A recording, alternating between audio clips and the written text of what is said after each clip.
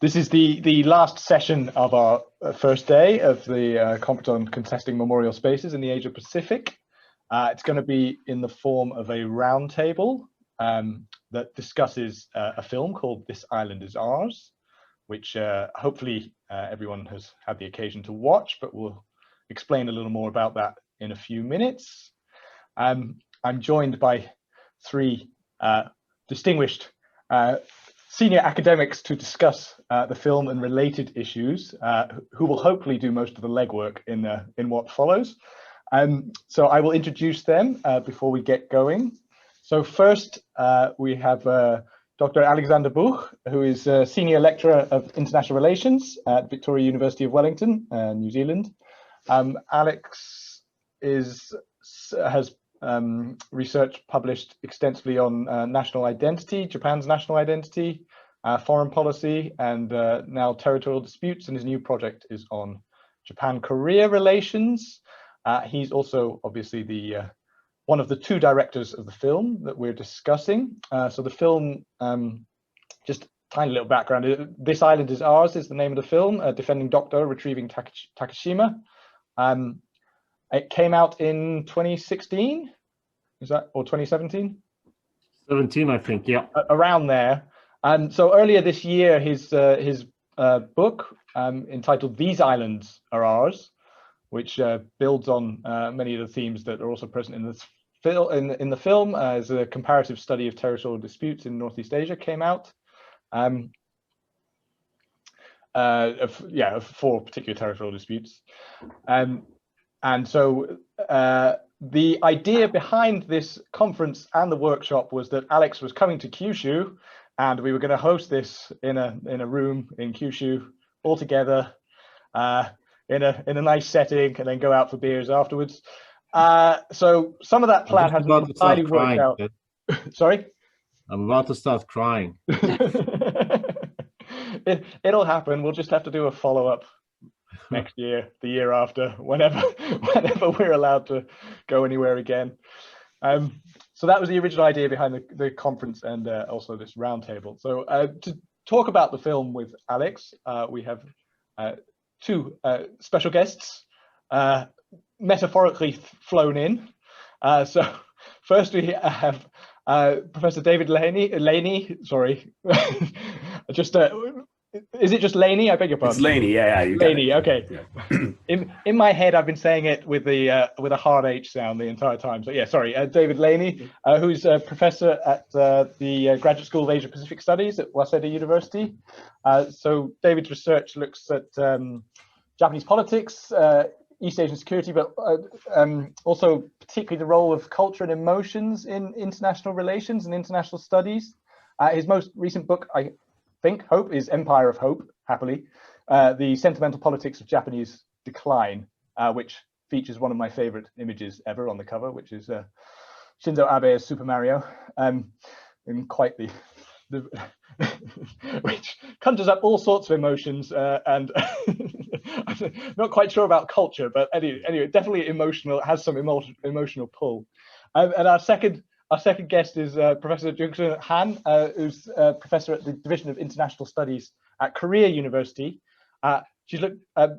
Professor Han has looked particularly at modern and contemporary Japanese history and culture, and also pre-war and interwar Japanese thought and visual culture, both in Korea and more broadly. And has also published on the Imperial Path to Modernity, which looks sort of the liberal order in East Asia. So that's to just introduce our panelists. The remaining sort of participant in the roundtable is, of course, the film itself, which hopefully everyone here has taken advantage of the opportunity to view. If you haven't, the details would have been on your Zoom invitation. So I recommend you go. After you listen to us talk about the film in great depth, I reckon you go and watch the film and have it all, our entire conversation make sense. But I'll just very briefly, the film focuses on basically 2 civil society activists, or one activist from Korea and a sort of group of activists from Japan. so the Japanese activists specifically located in Shimane, which is the prefecture that Japan claims Takashima is a part of, and it follows these two groups of civil society activists in their campaigning and petitioning, but also speaks to them quite extensively about their how they feel and how they came to be involved in this movement for claiming these islands that you can see behind Alex for either Japan or Korea. So just to get us started, I did want to allow Alex to talk a little bit about the film, the making of the film, and particularly I wanted to sort of talk to him about what sort of emotions and reactions he was looking to elicit from the audience as they viewed the film. I thought we'd start there, and perhaps you could also touch on how making the film, the emotions and reactions you're eliciting with the film are perhaps different from the book you've just published, which given that they're on the same topic, if you could perhaps maybe say a little bit about what's different about the process, that would be, I think, a good place to start from within the film, and then we'll move on to broader questions. Okay, well, thank you, Ted. Thank you for having me, and many thanks to distinguished discussant Leheny and Jung-Sun for agreeing to join us here. About the film, yeah, I mean, first of all, I'm not the director. I've never held a film camera in my hands, and probably I shouldn't as well. It will be a waste of a good equipment. But this was a cooperation between me and a good friend of mine, Niels Klaus, who is, well, basically, he's a professional filmmaker. We've been friends for a long time. He's German, based in Korea, and he's making documentaries. He's making, well, doing all kind of, directing and filming. And we've been talking about this for a long time. I was telling him about my project. My project started initially as a purely academic project, I guess. I mean, I was planning to write a book and to write a couple of articles. And we thought it would be nice. It would be nice to make it visual as well, and that's how basically it started, because I was telling him about, these people I've been interviewing, about the characters, and this is something that I think, well, probably I'm not a very good writer as well, but I mean, it's something that is difficult to convey in text. It's much better visually. So this is how it started, and we've been doing it together. We did it over a while. Altogether, I think it took us about a year. But the actual shooting, we did it like probably a couple of weeks, and then Niels, he went to the doctor. He wanted to take some shots there. He stayed there on his own for 5 days. Was eaten by sandflies. Yeah, that's I guess how the project came along, the choice of characters, I think you were asking about, or what was it? Sorry, Ted. I was interested in what sort of emotions and reactions you were trying to elicit from those who viewed the film. Yeah, fair enough. Well, I think I would like to leave it, obviously, to the audience. It can be received in different ways, and it's quite interesting because I've shown this film so far. We've screened it in different locations, well, academic, but also non-academic, also Korea. We did it also in Japan a few times, different conferences, and I think people receive it in different ways. Also, the protagonists, I mean, the people that appear there, both of them watched the film, and they also received it in very different ways. So I think, I mean, it's definitely up to the viewer to interpret or to receive it in the way that they, well, that's, basically the way they feel is the right way to do so. But for me personally, and I guess for Niels as well, it was, well, probably more for me, I guess, because Niels was quite new to this whole topic. It was the idea that uh,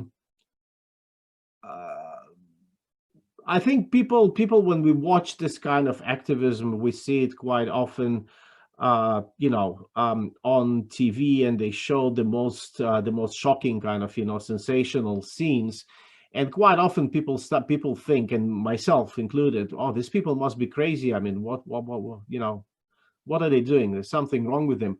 But when you talk to these people and you get to know these people, I think they have a certain logic, and I feel quite sympathetic. I mean, in there, or empathic, I guess. Maybe that's a better term, to both of them, and they have a certain logic to what they're doing. It can be a bit, I guess, eccentric, but there is a certain, internal. It's not. I mean, there are emotions involved, obviously, but it's not simply emotions. If you get to know these people, I think you can understand what kind of drives them, and maybe to understand the kind of this logic, how they get to think the way they think, and to do what they do.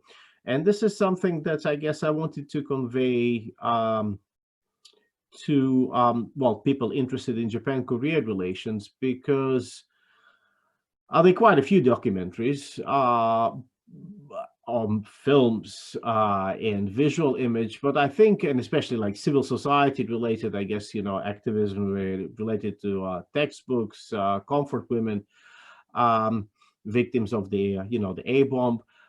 But mostly they focus on what's called so-called progressive activists, right? And this kind of people, these people are also activists, and I think these people are definitely part of civil society in their respective countries. But they kind of tend to be excluded by both academia and also broader media. And this is what I think we wanted, or at least I wanted to do, is to show the people, that these are also people with their own ideas. They're not simply crazy, or xenophobic, or just full of hatred. They have a certain logic, emotions. They are humane to what they do. Yeah. Okay, thank you. I'm Sorry. Yes. So I'd like to sort of pull a little bit of that thread about reaction. So Alex has said that any audience reaction is acceptable, but I would like to ask, with no possibility of being wrong, I'd like to ask my two guests a little bit about their reactions to the film, how the film made them feel. I think if we could start with Jung-Sun, because if perhaps with a less academic hat, and I know you're a scholar of Japan, but as a Korean, I'm quite interested in what the film and the characters portrayed within the film, and the obviously the territorial dispute that's portrayed within the film. What sort of reaction, whether visceral or emotional, what did the film sort of provoke in you as an immediate response? Oh, sorry, you're muted, I'm afraid, Jung-Sun. Okay, so what was my reaction? As a Korean, I guess that's what you were asking, right? I remember I saw this film actually in Kyushu when it was in one of these conferences. I think it was quite like 17th or right after it came out. And actually that was first time I met Alex there too, I think. And first I thought it had very good educational effect. So I asked, my one first reaction to this film was I asked Alex whether I can get a copy so I can use it in my class, especially undergrad classes.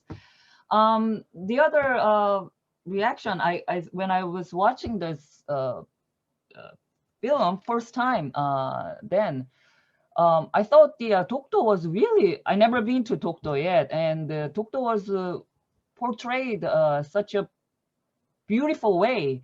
And I was asking myself, can the island be that beautiful? I mean, it's is there certain purpose to frame the island such a beautiful way to create some kind of emotion from the viewers, including, you know, Koreans and the Japanese, but also others. So my reaction as a film viewer and question was, you know, this, and then the constant sort of a regular insertion of that beautifully taken scenery of Dokdo, more like art piece rather than so I was and then maybe I should you know, check that out with my real eyes and visit Dokdo, but I haven't visited Dokdo yet because anyway, but that was one of my reaction. And the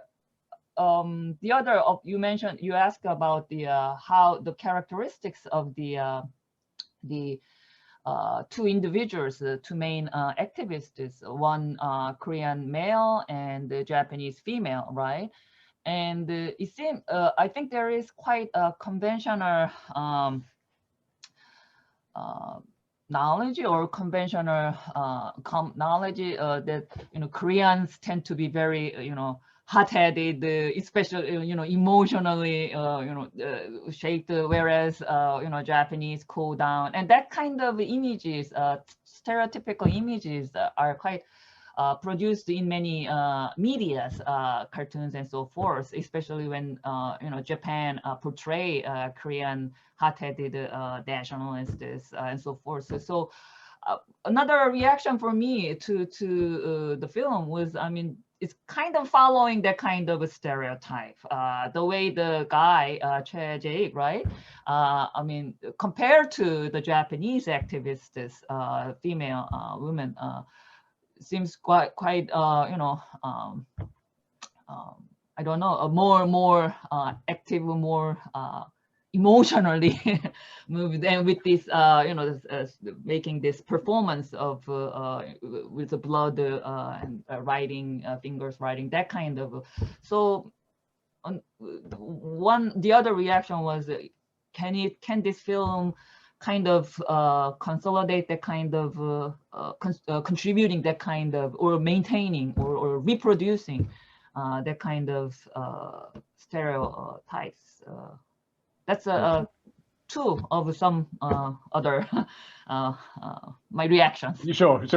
No, I like yeah. So I think that first time you saw it was the last conference that Ed and I did in Kyushu, right? Right. So it was 2016 then, I guess. It was very interesting. I hadn't even considered about the different characters of the activists. That's very interesting how they conform to stereotype. Like yeah, I hadn't noticed that at all.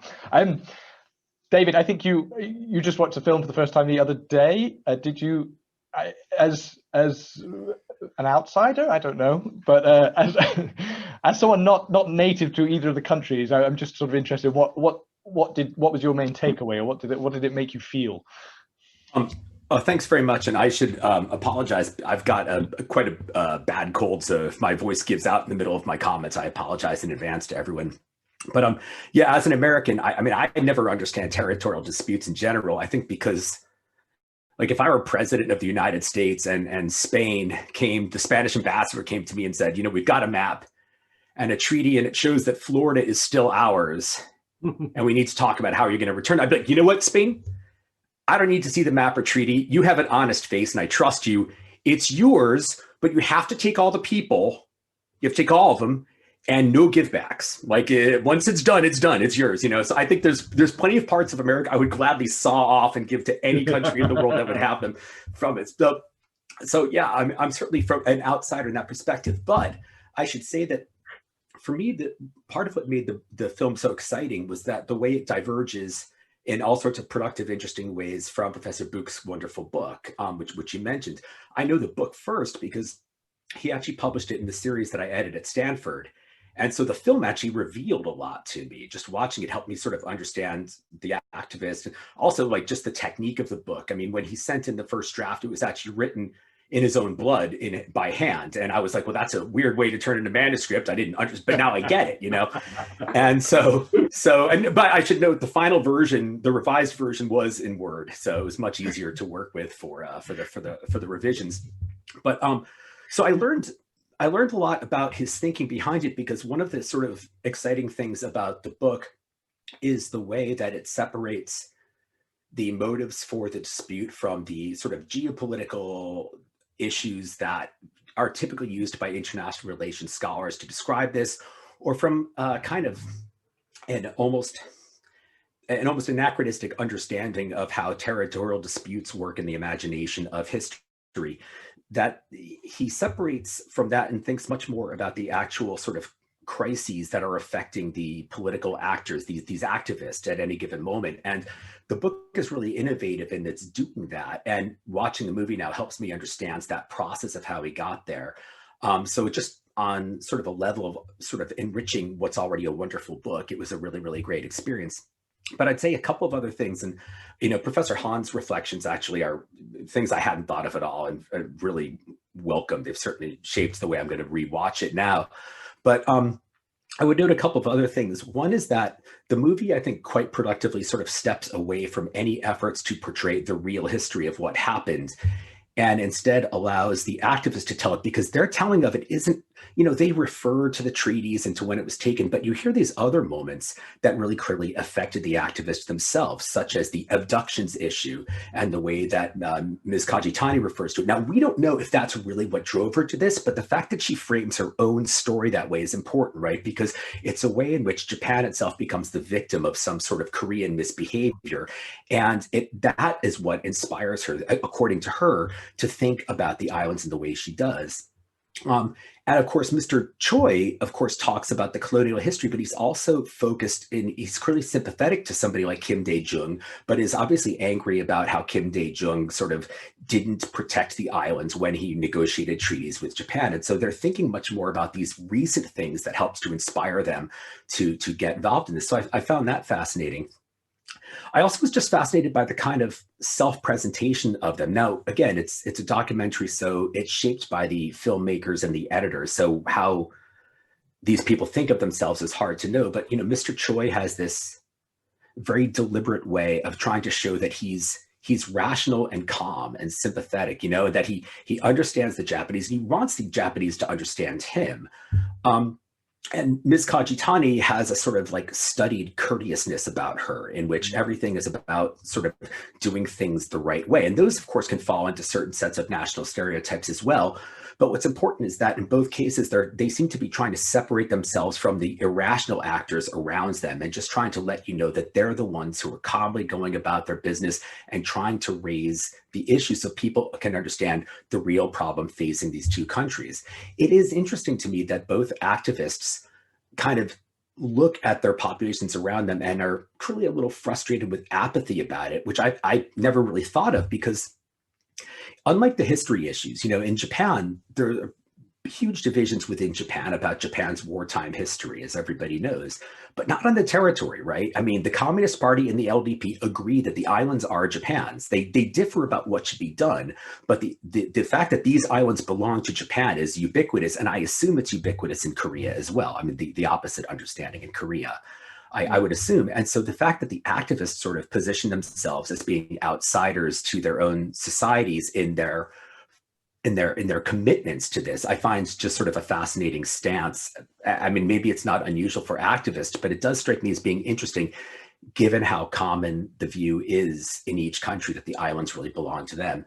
So anyway, those are just a few things that popped into my head. I don't want to drone on too long, but obviously the movie really had me going. It's a wonderfully made film, really exciting and interesting. And I can't congratulate Alex enough for his accomplishment. Thank you. Sorry, just quickly, Alex. So you mentioned you've shown it everywhere. Reactions are different everywhere. Is there any thread that goes in particular? If you show it in Japan, do you get one set of reactions, and if you show it in Korea, you get another set? Or to build on the stereotypes in the film, do you get an emotional reaction in Korea and a very calm and measured one in Japan? Or is there any difference in you've noticed? It's interesting because Miss Kajitani, yeah, so the Japanese protagonist, she received, or she kind of, saw the movie exactly the same way as Professor Han has seen it, and she was happy with it. Because we had quite a bit, I mean, of a worry about the Japanese side, because they haven't sent they haven't signed off copyrights to us. So there's a Mr. Chair. He signed, like, we gave him, like the copyright or the right to show. Sorry, I forgot the what's the exact term of this. But he signed it off immediately, and Miss Kajitani and her group basically said that we're not signing anything until you show us the final, we see the final version. And that was a big, well, I mean, we worried seriously about this, because basically, we spent quite a bit of money. I mean, it was a, public money, not private money, but still it's a lot of money and a lot of our time on this. And so I was actually in New Zealand. I sent her the DVD and called her, I think like 2 weeks later, and she said, "Oh, it's wonderful. It's great." And she said it's exactly, that was her interpretation, that it shows how the Japanese side is rational and the Korean side is emotional. And they were quite happy. And this is the way I think they wanted to present themselves. But it's, yeah, I mean, I don't think there's like a country kind of, a unified reaction to the film, or stereotype. I think quite a lot of people saw it in a way that Professor Leheny is, I think, saw it in a way that, Mr. Che is much more humane. In a way, he is much more, I mean, obviously he is also, I mean, he's telling us the story that he wants us to hear. But at the same time, he's more alive. It's much, I think, easy to empathize, with him than with Miss Kajitani. She's quite cold. She's quite, withdrawn. So we received these kind of reaction as well, that he's much easier. It's much easier to understand him and to empathize with Mr. Che rather than with Miss Kajitani. And then I often show it to my students here in New Zealand, and it's really hard for New Zealanders to understand this, the emotions, despite the fact New Zealand is also an island country, and I guess territory is important for New Zealand, but just New Zealand didn't have this kind of issues, territorial disputes. So so it's really hard for people to understand it. It looks like, something from a different world to them. So yeah, I guess maybe this kind of reactions. I mean, people empathize with Mr. Che, or I mean, some people say, yeah, I mean, Miss Kajitani, she's more rational. It's easier to understand her position. Or people just see it, this is something from a different world. Okay, thanks. So just sort of beyond the emotional resonances, I want to pick a little bit at what Alex is showing in the film, this social construction of territorial disputes by these non-state or sub-state actors. And just sort of to row back a little bit to the start of the day, it connects to the broader theme of the conference, because I was trying to connect these disputes over heritage and memory, or sites of memory, with territorial disputes, and it seems the parallels between them are present. I'm not sure yet if they're particularly revealing, which is what I'm trying to figure out in the course of this conference, is whether it's useful to think about them in parallel in that way, as these demarcated sites within which a lot of memorial contestation can take place, but also they become quite portable sites and so forth. But just at a sort of basic level, I'd like to ask all three of you if we, I mean, when we think about the state and its motivations for claiming territory, it seems quite easy, or at least we can justify it in international relations terms. Although, as David said, possibly there are other views available. But I wonder if you could comment on why you think these people, both in the context of the film, but more widely? Why do these people who superficially have no connection to these disputes or the disputed areas, why they come to invest so much energy and time and so much of themselves in the prosecution of these disputes, and particularly in sort of building on what David said about how what they're doing is not it's not diametrically opposed to what's going on in the nations anyway. In the nation anyway, if there's no dispute that these islands should be Japanese or Korean in their respective societies, so why they feel the need to invest so much of themselves in prosecuting these disputes in such an energetic way is something I'd like to ask all of you. So perhaps if we could hear from Jung-Sun first, and then David, and then Alex.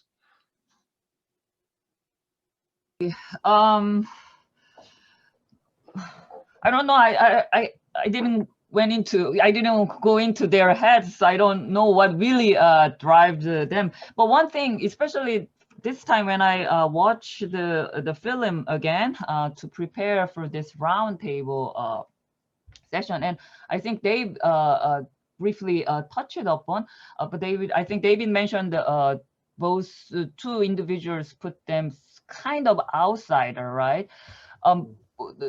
The commonality between the two I found was that they constantly identify. They have their sense of individual personal identity. There is some commonality. If you remember the Kajitani, Miss Kajitani, the Japanese woman, she constantly identified herself as fusu no tsufu, right? Ordinary housewife, meaning common ordinary person.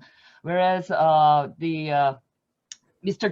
Choi, I think he one time used identifying himself as a Soshimin, more ordinary, common a person, and constantly identifying themselves really as a common people. And David mentioned that both try to identify, quite made effort to separate themselves from really right side nationalist activists.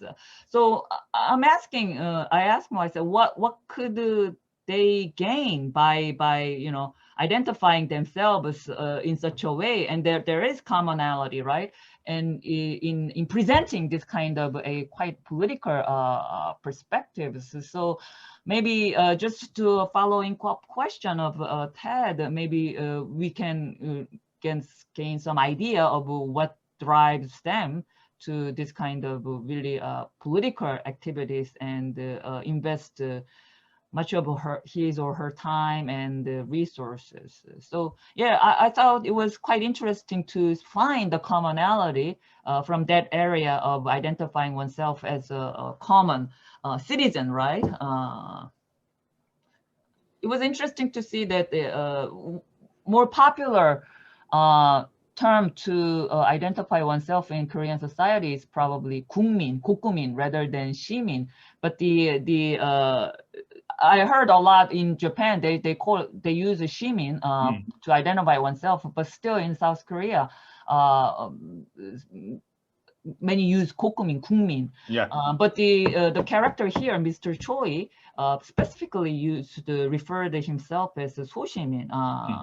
So I thought there was an interesting commonality between the two, and perhaps we can that can be a navigator to find their active participation in this activities. Sure, and yeah, so I think that's very interesting how they normalize their involvement, essentially, that they are just normal people involved. Right. But it's quite, I was just thinking now, before I asked David to comment, I mean, this also works up at the national level, particularly in Japan. I mean, this is what Abe's discourse for like the previous 7 years was about, Japan becoming a normal country. It's how these demands are framed in terms of normality is, it's not really a question, more a comment. David, did you have anything to respond? No, I mean, I think my reactions are pretty similar to Professor Han's. I would add only that, the islands become, I'm just thinking of this now, so I'm not sure I would defend this 5 minutes from now, but they become sort of tangible things that you can talk about to express other anxieties or forms of anger because they're less reprehensible than another kind of prejudice might be. And I'm thinking of Miss Kajitani on this. I think like Professor Bukh said, I actually found her quite a lot less sympathetic than Mr. Choi. And it wasn't just because of she seemed cold or anything. I didn't care about that so much, but it was more that I found her very evasive when talking about the relationship between her group and the Zaitokukai and her constant efforts to emphasize, look, I know that Japan's going to have to internationalize. I understand there's going to be other kinds of people living here. Basically, I'm not a racist, but, and like in America, whenever anyone says I'm not a racist, you know the next word is going to be but, and then after that is going to be clear and irrefutable evidence that the person is a racist, right? That's just what that sentence means. So when she brings it up, in some ways it becomes a way for her to, I mean, I would guess it's not just about the islands. The islands are there, but there's other stuff going on with her as well in terms of her views about Japan changing and in terms of her views of Japan being treated unfairly by the outside world or by Korea or something. And I think she is more sympathetic to legitimate hate groups than she lets on. I could be wrong about that, but that would be my guess. And the island simply becomes sort of a tangible way for her to talk about this. And I mean, I'm not sure about Mr. Choi because I want to be, careful about assuming too much, but he does do a number of things. Like he keeps talking about Japan remilitarizing, right? And about what Abe is doing there. So he's clearly got dissatisfaction on a political level with Japanese steps. And I mean, it's just like little touches in the movie that at one point when he's talking, it was shortly after he talked about his need, he wants the Japanese to understand him and he believes in good relations with the Japanese. And then behind him is a portrait of Kim Gu, in many ways one of the most revered independence activists in Korea, but also who first burst onto the scene by assassinating a businessman from Tsushima, right? So I mean, like the history there is a complicated history, right? And I'm sure that's not why he's got the poster on his wall, but I mean, the history is a complicated one. And the way he talks about it in the movie becomes a much more simple thing about him trying to get Japan to understand that Japanese people to understand that the islands represent something bad that Japan did to Korea. And so I think in some ways it becomes a tangible way to talk about other political anxieties that people might have, because talking about the more open things just become a lot more complicated if you're trying to maintain the idea that I just want to be peaceful with my neighbors or I'm not a racist or whatever. That's just, maybe I'm reading too much in these characters, but that was at least sort of the way I was reacting to some of the comments in the film. Very good. Alex? You know these people, so you can also kind of comment on whether the take from the film is a fair one or not. No, I mean, all these I think are valid points. I mean, I think I was reading the other day this a book by Oguma Eiji, sorry, I forgot the name of the other author, but basically they the other author, actually, she was doing all the interviews. But anyway, they're looking at all the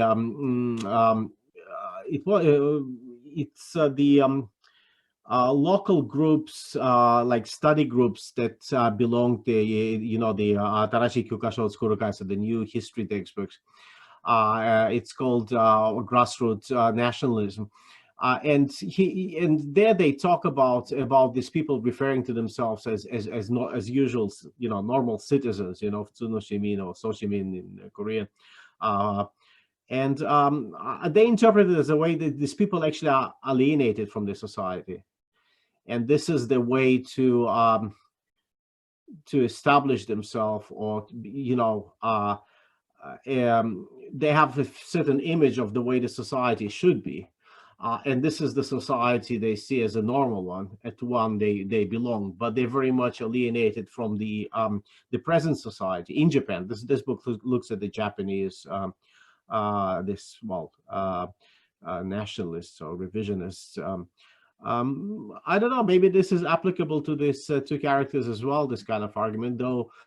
I mean, Kajitani-san, she's born and raised in Shimane Prefecture, and she's very much, I think, part of the society. So I don't know how much it's applicable.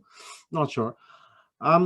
but I think like their motivation can be interpreted on and as characters on different levels. In terms of like for me, I mean, on the individual level or more kind of broader societal level. I think in terms of individual level, I actually really liked the interpretation that Professor Han gave me a couple of years ago when I was showing the movie at Kode at Korea University, and she said, like from a gender perspective, this could be Mr. Che can be seen as acting his masculinity, because actually he is, and Korea is in many ways a patriarchal society. But he's living off his wife, and I think he didn't say it, but I think he had a Hagwon business, like a cram school business, which went bust during the financial crisis back in the late 1990s. And I think since then he's been living, he's a caretaker, and his wife is running the kindergarten. So in a way, for him, this kind of activism is a way of acting his masculinity, and I think it's probably a valid point. For Ms. Kajitani, on the other hand, it's also very personal, because she's continuing what her husband has started. He was more involved in this. So it's very much keeping his memory, I guess, alive, her husband's memory. But at the same time, on other levels, I think in the case of Korea, for Mr. Chair, but also something that I've seen in many other activists that's been engaged in this doctor protection from late 1990s. Many of them belong to the democratization movement. And I think for them, this is a kind of a way to deal with the disappointment of democratization or the process in Korea. Because a lot of the ideas that the democratization movement in Korea had did not materialize. Unification, this kind of like socialism, autonomy from United States and Japan. This is something that was an integral part of their ideology, but it didn't happen. So I think it's for them, it's in a way, it's a way of reliving, kind of continuing the same kind of activism in somewhat different ways. And in the case of Japan, I think that's, this group did start as active, in the North Korean kidnappers issue. That's how they started. And I think for them, it was a kind of natural, our people being kidnapped, or actually our land's been kidnapped as well. And especially during that time, the situation of a doctor, there were quite a few tensions between Japan and Korea, and especially, they being based in Shimane Prefecture, I think it was a kind of a natural move for them from, North Korean kidnappers to Takeshima. Okay, so if I could just go back a bit towards the start of your answer. So you're talking about for the two activists in particular, it's a way of making sense of what's otherwise perhaps difficult situations in their respective ways. So that the Choi is in a masculine Korean society, he's reliant on his wife to be the bread maker, and for Miss Kajitani, then the loss of her husband is somehow made sense of through this activism, as keeping his memory. But I was just within international relations of East Asia and international studies of East Asia, the big focus at the moment on these territorial disputes is obviously in terms of ontological security, how the state is trying to routinize its existence through performing these territorial disputes, basically, and then routinizing its interactions with its neighbors.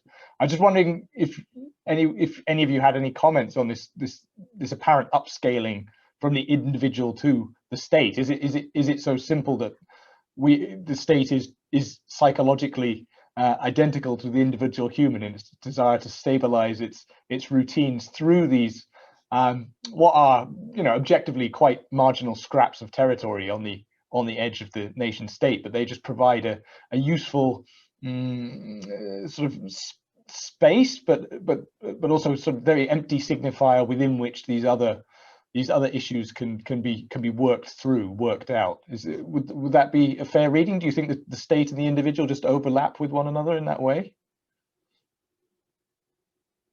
To whoever fancies that first, and if no one fancies it, I'll move on. You can answer yourself, Ted. I want to hear from you.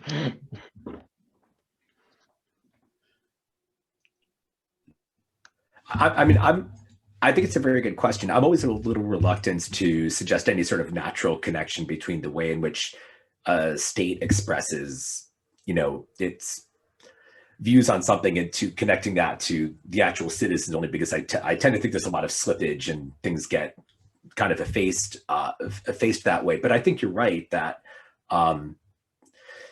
yes, it's very much a performance on the part of the states. In addition to the other geopolitical factors, the way in which they approach it, their intransigence about negotiation and so forth represents a certain way of dealing with other anxieties. So yeah, no, I think that's exactly right. You'd be one of my former students, Jelena Subotic, writes a lot about ontological security. She'd be delighted to hear this, and she and I have had a little argument over the years in talking about the term. So she'd be very glad that I've been drawn into a conversation on ontological security. So you've made one of my former students very happy. Anyone else want to nibble, or should I move rapidly off?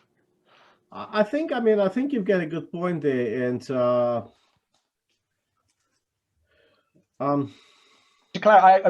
I have no idea if this is the case or not. I'm just I'm interested in this, whether there because there is such a focus on ontological security at the moment. I'm sort of intrigued at this idea that it can just move from the individual straight up to the state, and it seems to have a strong resemblance in the case of these specific territorial disputes anyway. Yes, I think you definitely have a good point there. I'm not sure if it's, we can draw parallels between the activists in the movie, direct parallels, and the respective states. But I guess in the case of Japan, first of all, the state, was very reluctant to embrace this kind of activism. It was state, like Tokyo, LDP, central government, they tried to pressure Shimane Prefecture not to pass. They did not provide any support to this kind of groups. So we can't say that this kind of activism has been part of the state's routine. But I think, if we look at Japan-Korea, from this ontological perspective, or ontological security perspective, if we look at Japan-Korea relations, I think from the Japanese perspective, there was always this hierarchy. Japan was superior, Korea was inferior. Korea is, this does not mean completely negative, but Korea is a student, maybe. Japan is, and Japan has provided aid to Korea. Japan, provided technology to Korea. I'm talking about the post-war years. So this kind of routines actually sustain this identity. But what happens from, over the last 20 years, actually, in many industries, so Japan, Korea obviously does not rely on Japanese aid anymore. It doesn't rely on Japanese technology anymore as well. And what happens, I think, from about 10 years ago, so Korea is actually overtaking Japan in few industries, shipbuilding, Samsung. So this, again, if we apply this ontological security framework, this is something, that basically disrupted the routine in these relations. And it's something that has been really difficult, I guess, for the Japanese to, the policymakers, I guess, to digest and to adjust to. And in this case, I guess this dispute, provided a different routine, showing Korean, they're emotional, they are irrational. So kind of recreating this hierarchy and somewhat stabilizing or restabilizing this hierarchy, but through different routines, different dichotomies. I think one way of looking at it. This is not an area of my comfortable zone, ontological security, but I kind of just to follow up. the Alex, the Professor Bukh and Professor Leheny said, I think the direct link at the social levels movement and the state level ontological security, I think it's difficult to make a direct link there, and some kind of structural forces or some kind of, I think in your book you mentioned the critical juncture, right? That kind of certain forces are in need to utilize this kind of development. I think that's my short comment on Ted is trying to ask. Very much trying to ask, I think. But so I just, this is going to be another question, non-question that I'm going to struggle to articulate. But having talked about the islands as quite, as I say, quite empty signifiers that within through which these other political issues or problems can be worked through, I'm sort of I'm very interested in how the problem is being moved to new spaces or re-territorialized within national capitals, for example, and the means through which this is happening. So that, for example, the Dokdo Museum or Museum of Territory and Sovereignty in Tokyo. And I was just wondering if you had any thoughts about this. This is a very open-ended question because I don't really know exactly what I want to ask, so I'm just going to throw it out and see what emerges. But particularly on sort of thinking about these as heritage, yeah. So it's not just obviously they're being presented as museums. So this is a sort of way of heritizing these disputed territories as parts of national territory, as inherent territory in the Japanese case.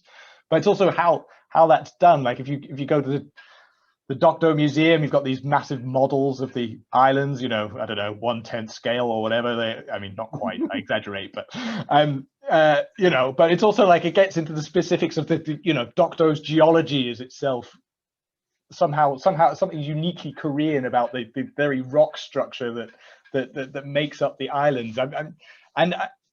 It just seems that this is, as I said, in one sense, they're quite empty signifiers in that all sorts of social and political problems that can be poured into them, but then they're sort of rematerialized in these new spaces in national capitals. I'm just wondering what that rematerialization shows, or why it's necessary. If you can just represent on maps that these islands exist and that social problems could be poured into them, why is this subsequent act of rematerialization at the center of these national states necessary, and what do you think it shows? I mean, is there a significance behind this reproduction of these marginal spaces in the center? I mean, it seems too easy as a I don't know, a metaphor for how these problems are working out. But yeah, I'm just interested if you had any thoughts about what these empty signifiers are being materialized signifies. Is my very awkward final form of this question. And given everyone jumping in at once, David, you. Well, I just I mean, it occurs to me that if you want to make an argument about ontological security, it may be that the placement of the museums in the capitals is sort of the best evidence of that. And that, I mean, part of it is, I presume, is just a practical issue. Just putting it on the map doesn't mean people are going to know about it, right? I mean, I was yesterday on a Zoom call and I was in my kids' playroom for reasons that are too long to get into, but as I was looking at myself in the mirror, instead of like putting up in the camera, instead of having this picture behind me, I was looking at my real kids' playroom, and I realized there was a map of Japan on it. I was like, "What the hell is that map? I don't know we had a map there." And it's like I realized it's been there since we moved in here, and I just don't pay attention to it because I just walk past it. And I assume that most people don't actually stop to look at maps. Whereas, you know, if you have a museum, at least you convince yourself that you're doing something about it. And if the production of the museum itself is an effort to respond to your own anxiety that not enough people know about our real ownership of this place, then maybe it's the use of like the construction of a public education forum that some glum school children are going to have to visit every once in a while, that becomes sort of the evidence that you're actually doing something about it. That would at least be my guess. So I think that's actually, connected to your earlier question. Sure, thank you. I think, I mean, Doctor Museum is a wonderful place. Yeah, I mean, you get to experience Doctor in like, was it 5 dimensions, I think, because you get also, yeah, you definitely have to go because you get the smell also, and you get the sound, and you get like water even. Like it's really wonderful experience. I mean, I can't even imagine how much of Korean taxpayers' money has been put into it. But I'm grateful to Korean taxpayers for that. But I think going back to, I mean, unfortunately, I didn't have a chance to visit the Japanese museum, the Sovereignty, the new one. I don't know, David, if you had the chance to visit. I visited the Northern Territories one, which it was in Shinjuku. Not very impressive. You know, you didn't have any 5D experiences of the Gulag, of the Soviet, Soviet camps, unfortunately. Well, I think the logic for this, I mean, there's the bureaucratic logic, definitely, there's some money and, museums, I think, is a very popular and, well-established way of materializing the nation in general, right? And I think this is one way of doing it. It is to create to basically to kind of materialize the nation. Yes, to create something material, place, the exact real place, but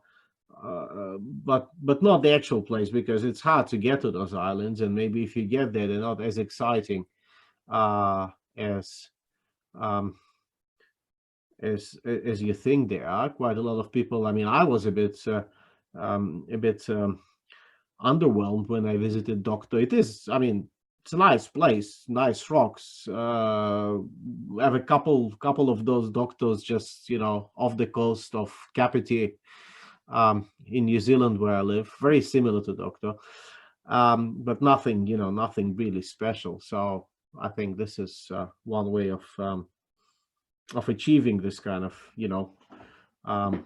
materialization of the nation, but also beautification and of the nation through these museums. That's my take on it.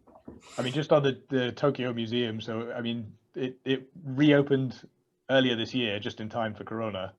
So I haven't been to the new one, but the old one was, I mean, having been to the Doctor Museum first, the old one was incredibly disappointing, and it was just in a basement. A fairly small basement with like a few posters on the wall, but they have moved to one that's 7 times the size the newspaper reported. So I'd urge David to go along and have a look at the glories of Japanese territory and sovereignty at some time. I absolutely will. I mean, I actually was just looking at my iPad at the website for it, and I noticed that there's a comment from Sven Saller indicating that yes, just as on the website, it doesn't seem to be all that impressive in person. It's quite small, 100 meters squared in the basement of Municipal Research Building. That's the old one. That's the old one. Yeah. So the new, as I say, apparently 7 times the size. The one of the newspapers reported it as, and the old one was just. I'm also quite interested because the old one was just Senkaku's and Dokdo Takashima, and the new one they've shoved the Northern Territories in with the other 2. Which is quite interesting, particularly given the state of negotiations with Russia and the dropping of inherent territory as the government's, getting them to state that as their official position has become quite difficult. So it's interesting that they've still gone ahead with the museum that sort of equalizes all 3 of these territorial disputes. Great. So did you? Northern Territories one has been there for quite a while. It was in Shinjuku. So maybe they just, again, it's, sometimes there's just like certain bureaucratic logic behind it, which is nothing to do with anything else. They probably had to put them together or I think, I don't know. I mean, just my guess. Well, it's just a funding thing. Or... Funding, or yeah. Okay. Jung-Sun, did you have anything? I thought the question was quite interesting. Honestly, I haven't really thought about rematerialization of certain territories. But in relation to my other research, I did some, and I think I kind of share with the Alex's mentioning of sorry about this. The the bureaucratic mindset, because at some point you in the late 80s and early 90s you see kind of a mushrooming of various museums in Japan, peace museums actually in the many local areas. And I was seriously actually researching, and one Japanese came to me and quite cynically mentioned that that's because it was a bubble time period, and the government, the local government, suddenly have a lot of budget to use, and that many of them went into actually building of various peace museums in local areas. So I think there is some kind of bureaucratic or national financial situation, and yeah, so that's my take on that.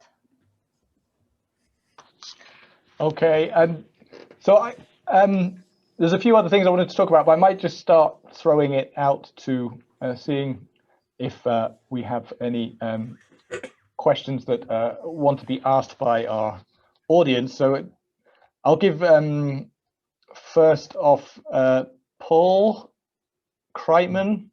Do you want to just ask the question? Would be probably easier, especially given the second point is sea lions exclamation mark, which might require slightly more unpacking before we can answer. The sea lions deserves no unpacking. That was merely an aside. When you mentioned heritage, that there is, to my knowledge, a sea lion conservation movement on Dokdo, the Korean equivalents of Japanese albatrosses or moles and so on. But the broader question is to Professor Bukh about, and I'm afraid I haven't seen the film yet, clearly I need to immediately. But while you were making the film, you must have at least entertained how you might go about making similar films for the other disputes. Maybe you are going to do that.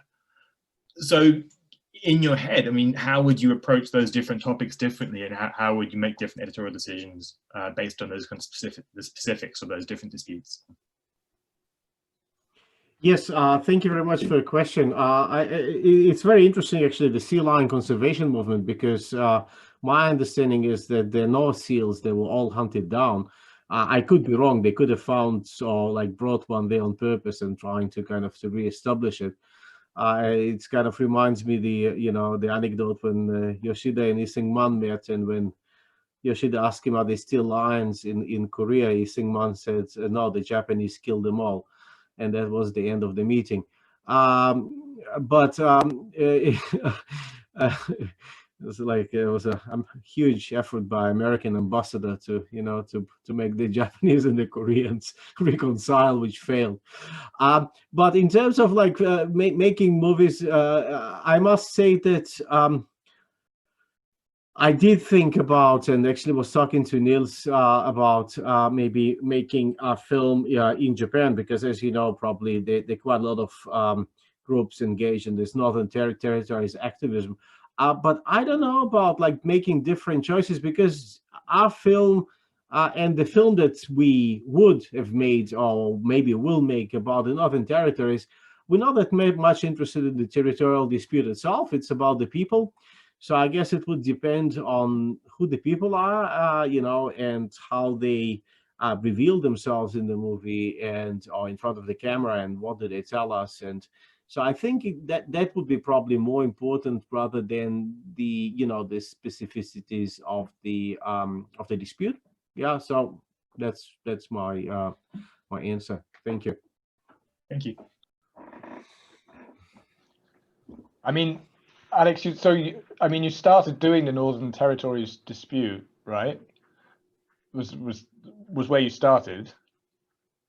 In terms of research, yes. Instead of researching. Yes. I mean, I'm just curious what sort of access you can get on the Russian side, and what other comparable movements. I know Sakhalin regional government's been quite active, but I mean, are these sort of civil society-esque movements that we see in Japan and Korea, do they exist in Russia as well?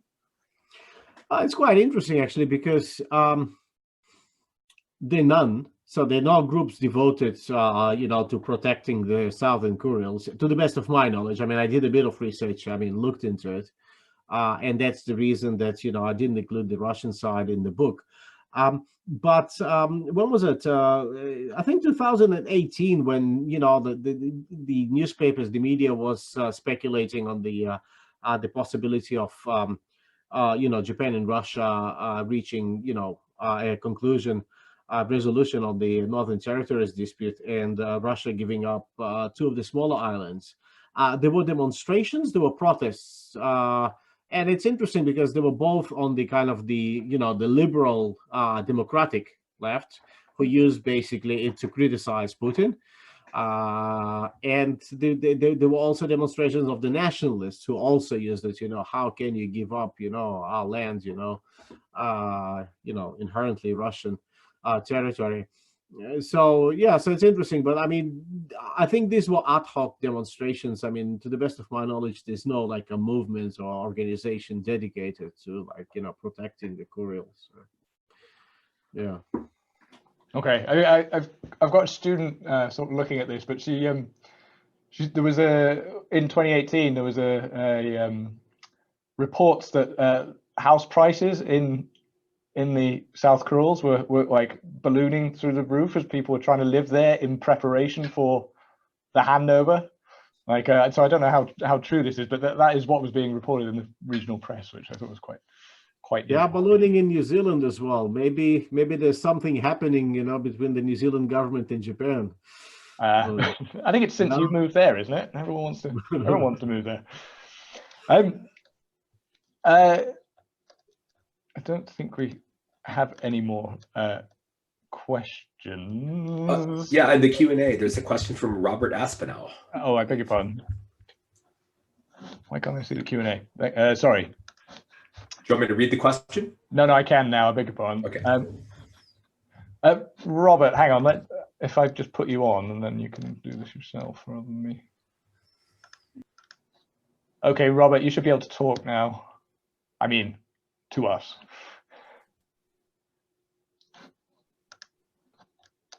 Hello, can you see me? Or can you hear me? Can't hear you, unfortunately. Very, very faintly. Yeah. Maybe I should talk up. Something wrong with the microphone, maybe. It's a little better. Yeah. Can you hear me? Okay. Yes. Okay. Well, the question was about the 2 protagonists of the movie. I saw the movie the last time you showed it in Kyudai. When was that? 2 years ago? But I'm afraid almost 4, but 4. No one wants to believe it. Yeah. But I remember thinking, especially the Japanese lady, it's a kind of middle-class political activism, which made me think a bit of Amnesty International. When I lived in the UK, I was involved in Amnesty International, and I went to a couple of meetings in Saitama, in Japan, when I was there. And it's a social outing. It's something you do on a Tuesday evening or something like that. And in Japan, it's much less common than in West Europe or US. But I'm sure, I know that David knows about Bicycle Citizens by Robin LeBlanc, that book, and how there are women who get active in politics in Japan and who identify as being a housewife. And if I remember rightly, the lady in the movie was, I think, children had grown up or something, or yeah, she kind of had time on her hands, and whereas she could have been learning English or doing ikebana or doing piano or something, instead she got involved in, because she lived in Shimane and because her husband had been involved, she got involved in that as a kind of social, cultural activity, and that she'll be known for that in her town, and people would talk to her and know her. That gives her a bit of status, and a bit like the earlier presentation about Okinawa, a lot of the people who protest the American bases don't think they're ever actually going to get rid of the bases, but they still go on the protests. It's a day out. It's a social activity, like anti-nuclear activists. They believe it, and it's sincere. I'm not criticizing them, but it's a kind of a social, cultural, largely middle class thing that you do. and you feel good about it. And I'm talking about myself. I do this kind of thing. You feel good about it, but it just is something that middle class people do in their free time. And that I don't know so much about the Korean situation, but that struck me as from the Japanese side as kind of when I was teaching English conversation in the evening, those are the kind of ladies that came along sometimes to learn English, who are never going to go abroad, but they still learn English as a cultural activity with their friends. Then they go out for something to eat afterwards, and it's a nice night out. It's better than staying in with the TV. So I just looking at it as kind of a very banal way of looking at it, and of course it can lead to much larger activism and real things happening. But as a day-to-day, month-to-month, year-to-year thing, it just really comes down to being something you do on a Tuesday night with your friends and keeps you busy. Maybe I don't know if there's a question there or not. No, thank you very much, Robert. I mean, I think I agree with you. I mean, thank you for this observation. I agree with you. But I mean, is that kind of we've got revolutions, and revolutions are also quite often made by people from middle class, or at least led by people from middle class who have the time and maybe the knowledge and the money to lead it, and I think overall activism, on either on the left or on the right, is quite often middle class kind of privilege, if you want to call it. I was in Moscow. What was it, last year? And went with a friend to a demonstration. And some of these demonstrations. I mean, luckily the demonstration I was in, it ended peacefully, but I don't know how much you're interested in Russia, you follow Russian events. Demonstrations that were happening last summer, I mean, some of them were pretty bloody. But the people that go to these demonstrations, they are middle class, and in many ways for them, it is kind of social activity. So I think what you're saying is definitely true, but I guess it can be applied to probably most instances of activism, and definitely not limited to Japan. So, I mean, this would be my take on it, but I don't know. But thank you. I think it's an interesting observation. May I add something?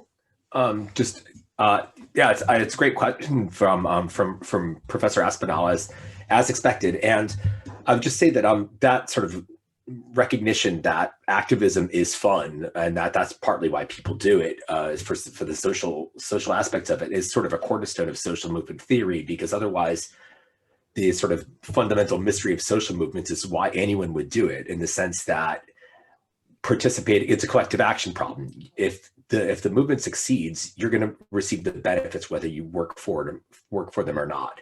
And so it's never rational to join a social movement because the odds of success are too low. But in fact, they do provide quote unquote selective benefits to members, in the sense that going to the protest is actually a fun activity. People don't perceive it as a cost, as a drag on their time, because it's something they enjoy doing by seeing their friends, feeling they're making a difference, and so forth. So anyway, so I think Professor Bukh is absolutely right. Certainly, I think the social movement theorist would view this as a pretty ubiquitous set of incentives for members of these movements. If there is not a new question, or while Ted is going to find new, I like to, just out of curiosity, I want to ask Alex about the film, again, going back to the film. I mean, to what degree the role of the Shinto priest, what was his role? And the other following up question would be, why did you pick the Japanese lady rather than this Shinto priest? It seems, male, more equivalent match. Is it because of the religion? He's a religion priest, right? So I'm just curious, to what degree, what was the role of Shinto priest? And Robert, I couldn't get the last name. He mentioned about as a part of everyday life, right? The banal experience, he said. So the Shinto priest really involved the level intimately So yeah, what's the role of Shinto priest in all these Japanese side activism and other questions? Yes. Yeah, thank you very much. Yes, I was trying to. I mean, I was trying to find something in the activism related to, Shinto, because it's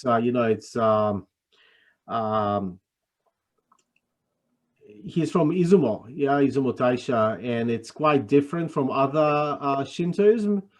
They have different, slightly different customs and different ways of praying. I don't know much about it, but I thought, I was trying to find something Shinto related there, but I mean, I couldn't find anything. I mean, he's the, the Kaicho. He's the the president or the chairman of the movement. So Miss Kajitani, she's the vice chairman. He is the actual chairman of the movement. He's been, he's obviously, well, I guess like most probably Shinto, Shinto priests or people affiliated with, with the Shinto movement, they are quite conservative. He's quite conservative. I think he has some, or had some connections with Zaitokai,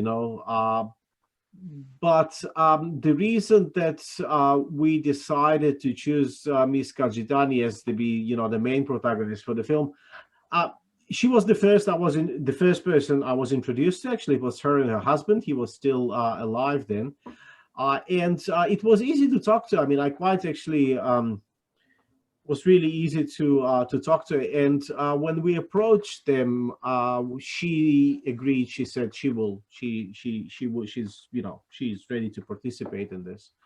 So I guess these were the main reasons for this. Yeah. I think we may have lost Professor Han, but anyway, I'm sure she'll be back.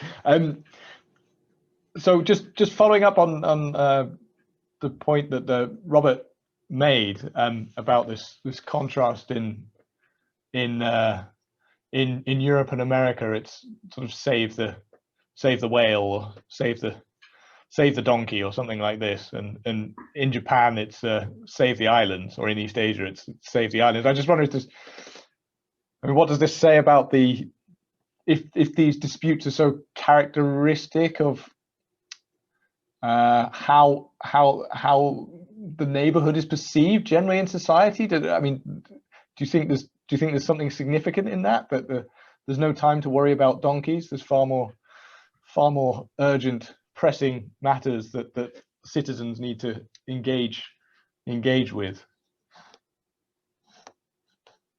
Well, there are plenty of groups, as you know, that worry about donkeys and whales and and other stuff in both countries. And I think environmental groups in Korea, they're pretty strong these days. Yeah, well, I mean, we've got to put things into perspective. I mean, this group in Shimane is very small and local, and despite, I mean, they are popular. They appear in newspapers and in certain gatherings, but again, certain gatherings in certain newspapers.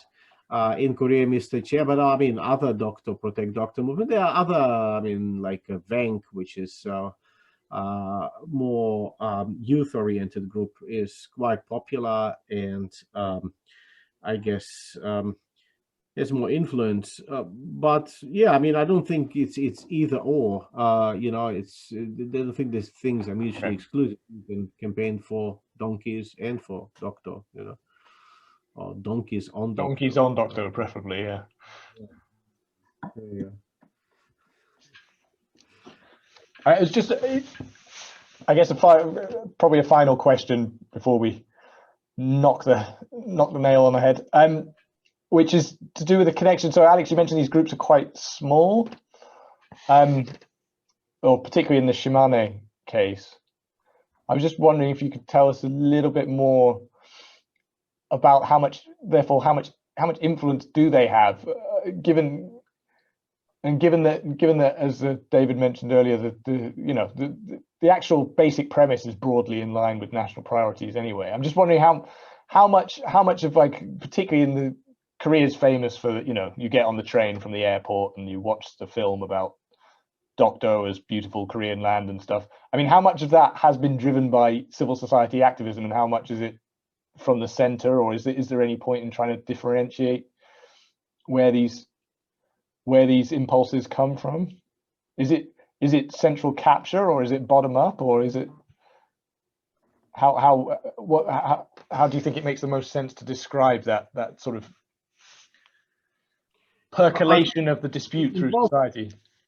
No, I think in both cases it started as bottom up, but now it's top down. Okay. So I mean, in Japan, the government was reluctant, but this group appeared. When Shimane Prefecture, there were tensions. Shimane Prefecture was working on this Takeshima Day ordinance. But since then, I think they've been kind of mobilized by the prefecture, but also by the state. This group, I mean, co-opted in a way, to show that, the people are with us. We have citizen support. In the case of Korea, I think it's quite similar as well. I mean, on a different scale, of course. In a sense of, I mean, this is much bigger issue in Korea, both in terms of, public support, public knowledge, the number of groups and activists involved in this, and also the budgets involved. So, yeah, that's my take on it. Professor Jung-Sun, did you have any thoughts? To put you on the spot, but yeah, I agree with Alex. It's kind of both bottom up and but still, I think Korean case, it's on this issue. It's related to the colonial past, right?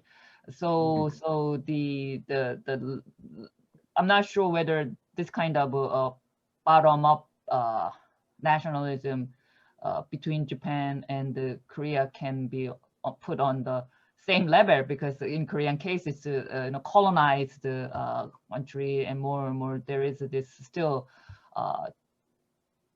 deeply rooted and to some degree quite genuine sense of resentment and victimization on that. So you mentioned about I have myself didn't notice them much, but I encountered the student, especially coming from overseas, and Western students as well, but also Japanese students. They were really surprised to see this, Dokdo related to posters on subways and so forth.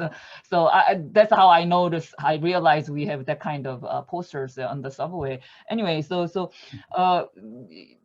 yeah, there is this process going, this state sort of utilizing this, but of course there's that. But in Korean case, I think it's really quite genuine sense of still resentments, very strong, and that's kind of driving all these activities, and probably far more resonating with the Mr. Choi's activities are far more resonating with the Korean society in general, and it's not necessarily shaped by the state or education for that matter. So yeah, I think that at some certain point one cannot but acknowledge that kind of a genuine existence of genuine, I guess, resentment on that colonial past is still quite strong, and that's kind of one of the driving forces for this, I think. Sure. I mean, is it still increasing? I mean, I know you can go to open a Dokdo bank account and eat a Dokdo meal and listen to the Dokdo song endlessly. I mean, is this branding still expanding? I mean, how far? Yeah, I think I confronted, but I'm not sure how many people really open the Dokdo bank, for example. They know there is that kind of thing, but some of the Dokdo related goods are quite new to me, actually. Out of this conference, I didn't know there is a Dokdo bank you can open, but yeah, so. I hope I'm not making that up. Yeah, but I'm quite often surprised to find my Korean students really are feeling strong about it. Younger generation, I mean, not the older generation. So younger generation, they must be more familiar with the other Japanese cultural goods. Still, they are the one when certain things occur. There are many youngs who refuse to buy, for example, Uniqlo goods recently, right? So I was really honestly surprised to see the development of that kind of reaction, largely coming from younger generation. And that does tell me a lot, I think, on this issue. Yeah. I mean, that reaction from last year was, being in Japan, it was noticeably asymmetrical in that I had a friend come from Korea, and she couldn't buy Japanese beer in any supermarkets because they'd all stopped ordering it because it was being chucked in the street or whatever. And then you come to Japan and there's like Korean fare in all the supermarkets and stuff. It was slightly, that imbalance was quite interesting. It seemed like the two governments had the problem, but then at a social level, the reaction was different. I'm not sure why. Anyway, that gets slightly away from the point. David, you were. Oh, I was just going to say, no, I think it was what Professor Han said was great, and it sounds like dead on target. And it seems that the activists themselves sort of know that, right? Because what does Miss Kachitani keep talking about? Like, she's not trying to convince the Koreans of anything. She's like, I don't go to Korea trying to talk, and she presents it as her own being polite about this. But in fact, she says it's natural, and maybe it's the priest who says it's natural that people have different opinions about history and so forth. So we'll understand that there are different views. They're going to have their views. We just want to put this through a court because the court is going to come down on our side, right? We're not really interested in what the Koreans think because we know we can't convince them. But there's this understanding that, yeah, kind of legitimately, they are not going to accept this view because as the colonized country, the trauma is going to weigh very, very differently on Koreans than it would on Japanese. Whereas he desperately wants to communicate this to the Japanese, like wants the Japanese to get it, like and is sort of constantly flummoxed that no matter how genuine he is, no matter how hard he tries, people just aren't getting why this is so important. So anyway, that was just a great point she made. I just wanted to reaffirm that. Okay, we just had one other question from Robert, which I'm not sure anyone's going to be able to answer, but are there Spanish groups that want Gibraltar back? Yeah. Alex, you're the territorial dispute guy. Over to you. Me? I have no idea. There must be. I mean, I don't know. I think, the British being as eccentric as they are, there must be somebody there, at least one. That's the kindest description we've had for months at this point, so we'll take it. Yes, exactly. So there must be at least one British person there that's campaigning for. No, so let's hang on. Yeah. Sorry, it's late in the evening and my head is not working. So there should be Spanish groups that wants Gibraltar back. That's quite a good. It's actually an interesting point. I mean, I'm pretty sure that there should be some kind of this patriotic nationalist activism happening there. But yeah, no idea. Sorry. Next film, Alex, Southern Spain might be better than Sandflies on Doctor. So. Niels will be happy, yes. Okay, so with that, I think we've come to the end of our time. So I'd just like to say thank you to all the participants and the questioners and the audience for staying with us so late.